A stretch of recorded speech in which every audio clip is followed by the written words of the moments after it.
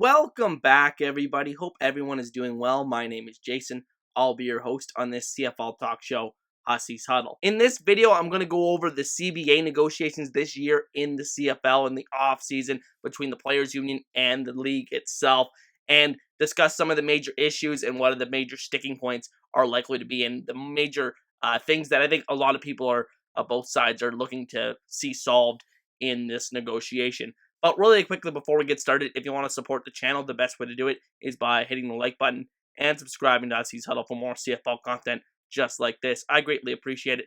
And with that said, let's get on with the video. Okay, so the current amended CBA that the league played under in 2021 is set to expire in May of 2022, just prior to the start of next season.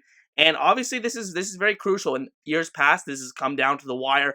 Many leagues, it's come down to the wire about getting a deal done in time for an early start of the season. Many leagues have seen it delayed, and the CFL obviously could see this exact scenario, especially given the state of player relations in the CFL, with a lot of salaries being slashed over the last couple of years due to the pandemic. There could be a lot of sticking points between the two sides. But for those reasons as well, I think that is why it is imperative that the league and the Players Union find a way to get this deal done on time and have a full 18-game season in 2022.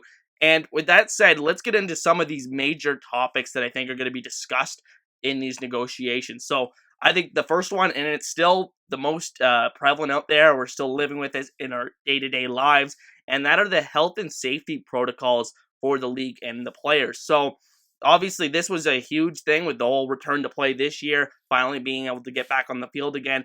But I still think it is the number one priority, and you got to be able to, find a way to have a plan to, for the testing. Are there going to be rules that are different for vaccinated versus unvaccinated players? I'm not too sure what's going to happen when it comes to those rules, but these are important conversations that are going to be held and have to be agreed upon by the union and the league this offseason. Another one is the matter of player salaries, specifically the salary cap, which the high end of the salary cap was $5.3 million in 2021, but there are widespread reports that all teams tried to spend towards the cap floor, effectively colluding with each other to save money, and I think it was amounted to $600,000 per team if all teams were to do that. So it's going to be interesting to see if there's adjustments made to the salary cap floor. Is there going to be adjustments made to the ceiling? I can't really see it going up, but we'll see what happens when it comes to the salary cap. Always a big discussion around these negotiations, and I think with the way that there was that widespread collusion believed to be last season, that we could see a potential pushback from the players in terms of the salary cap floor and the minimum amount that the teams have to spend on their players. Third on my list here of topics, and this is not necessarily this year specific kind of thing, or this has kind of been a perennial problem for the CFL, and that is the one-year contract dilemma that I actually made a video about, one of my first videos actually on this channel, but it still stands true. Everything I said in that video, I still believe today. With just the amount of player movement in the CFL, it's really hard to build sustained brands and build connections with newer fans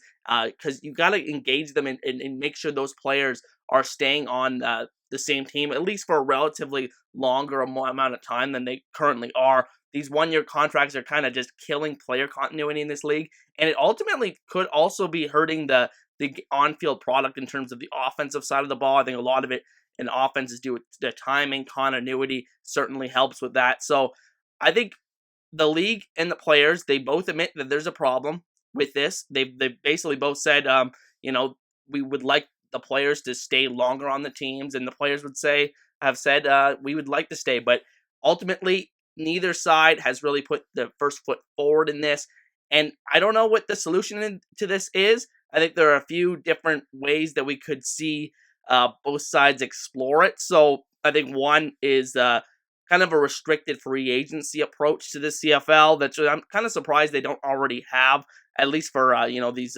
guys at the end of their rookie contracts that are at least drafted as Canadians in the league. It's really interesting to see what happens with that, if the restricted free agency, some kind of thing like that, like you see in other leagues, is kind of implemented. Obviously, restricted free agency would be a very hard negotiation with the players union, but have another option here, and that is potentially bringing in stricter cap penalties for teams that cut players that are on longer-term contracts. So we saw a guy, for example, Brian Walker. He was a linebacker on Edmonton.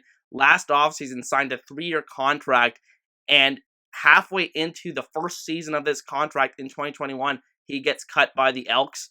And the problem is in the CFL, a lot of the times, this is what players have said, they don't want to sign the longer-term contracts because the teams can effectively just rip them up anyway. So it's really all about the players having their own freedom in this circumstance. Basically, they don't have really much guaranteed money on a lot of these contracts. So I think a way to solve this is to have a pretty substantial part of that, maybe not like the majority of it, but have like a cap penalty that stays on a team's salary cap to make those penalties harsher for teams that are cutting players that have signed multiple year deals with specific teams. So that's just a couple of the options that I have thought of in terms of potentially alleviating some of this mass player movement that we see every year in the CFL. Obviously makes free agency very exciting, but you like to see these players build up legacies with specific teams in the league. Like I said, both the union and the league has admitted that this is a problem and they would like to see players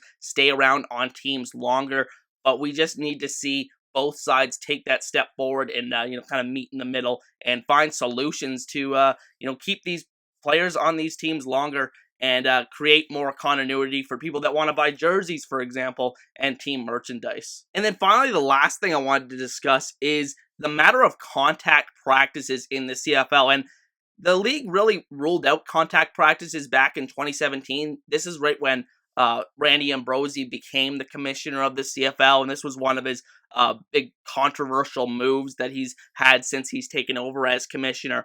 And it's going to be really interesting to see if this is revisited this offseason, because ever since that rule came in about the limited or to no contact practices in the CFL, the scoring has been way down across the league, and it's continued to trend down year after year. And I think a lot of that is due to the fact that they're not developing offensive linemen. They're not getting them the live reps in practice. They're effectively letting them learn on the job. So it's going to be really interesting to see if they decide to, try to convince the players union to, I know it's a player safety thing to, have a little bit more of those contact practices, even if you can have one of them a week or a couple, every month. It could make a major difference in terms of developing a lot of these offensive linemen and then in turn potentially increasing the scoring throughout the league in terms of the year-over-year basis. So it's going to be really interesting to see if that is on the table, or is it a deal breaker for the players union? And obviously could be in today's day and age, all the what we know about football and concussions and all the the afterlife for all these players. It's going to be really interesting to see if the players union is willing to accept any kind of thing, or will the league even approach them about putting more contact practices in the fold for next season. But those are just some things that I think are going to be discussed this year at the CBA's negotiation between the league and the players union. Be sure to let me know in the comments section if I missed anything. I'm sure I have. But with that said, that is going to be the end of today's video, ladies and gentlemen. And I want to thank each and every one of you for watching. Once again, my name is Jason. If you want to support the channel, the best way to do it is by hitting the like button and subscribing to Aussie's Huddle for more CFL content just like this. I greatly appreciate it. And with that said, I'll see you guys next time. Peace.